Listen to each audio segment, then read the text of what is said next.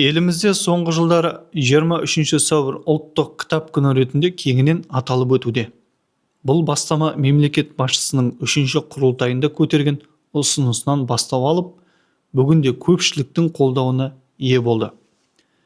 Осыған орай Қостанай облысында да тағылымды іс-шаралар ұйымдастырылды.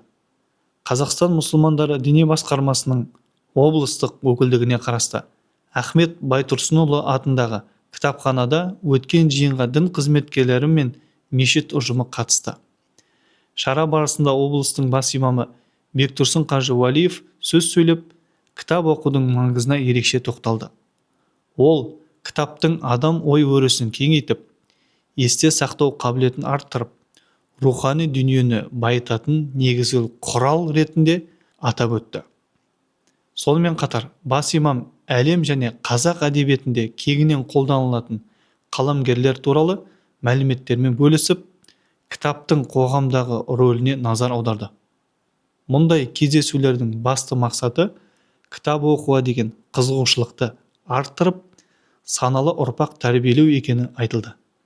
Кездесу соңында Бектұрсын Торғайбайұлы кітапханашы Марат Қалқайдың еңбегін жоғары бағалап, оған құрмет ретінде иығына шапан жапты. Арнайы Мұнара телеарнасы үшін Абзал Сұлтанғалиұлы, Ғабит Қосжан, Бағдат Ахметбеков.